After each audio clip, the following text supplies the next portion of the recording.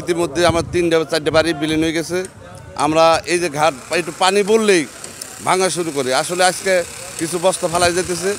আবার আমাদের টিনু সাহেব আমাদের সে আন্তরিক দিয়ে সে যেভাবে ভাঙার সময় দূর সময় বৃষ্টি নাই ঝড় নাই সে দূর পায়ে আসতেছে আমাদের এলাকায় আইসে সে জায়গায় জায়গায়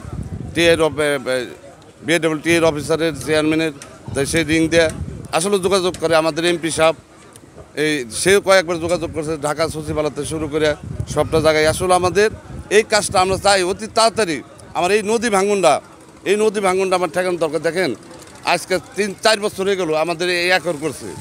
এই একরের ভিতরে বা আমার মাননীয় প্রধানমন্ত্রী ঘোষণা দিয়েছে যে আমাদের বাংলাদেশে 1 ফুটা জমি যিনি পরিত্যক্ত থাকে না। তা আমাদের এই যে জমি একর করে পড়ে রয়েছে আমরা একটা ফসল করা পারতেছি না, একটা গাছ কাটা পারতেছি না, একটা ঘর সারতে পারতেছি না। এই যে আমাদের কোনো কাজ করা তারা অনুমতি দেয় না, যে এইসব একর করার পর সাধারণ নোটিশ দেওয়ার পর বলতেছে তোমরা এই কাজগুলো করতে পারবেন না। এই যে আমাদের জমিগুলো পড়ে রয়েছে আমরা এই দৌলতদিয়া ঘাটটা এই ব্রিজ হওয়ার পর এই দৌলতদিয়া ঘাটটা আসলে একবারে 5-7 হাজার লোক একবার বেকার হয়ে গেছে। যে আমরা ব্রিজ হয়েছে ইনশাল্লাহ সরকারের স্বাগতম জানাই, ধন্যবাদ জানাই। আমরা হাজার লাখ লোক কোটি কোটি লোক আমাদের এই ব্রিজ উদ্বোধন হওয়ার পর সবাই সুযোগ সুবিধা পাইতেছে। আমাদের বাংলাদেশের উন্নয়নের কাজ হয়েছে। আমরা এটার জন্য মাননীয় প্রধানমন্ত্রীর ধন্যবাদ জানাই।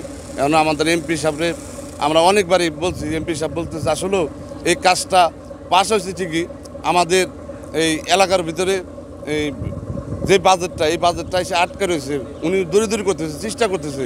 তা আমরা অতি তাড়াতাড়ি মাননীয় প্রধানমন্ত্রীর কাছে এইভাবে আমাদের সাধারণ মানুষ দিন আর হ্যারাসমেন্ট না হয়, এই যত দ্রুত এই নদীর শাসনটা হবে।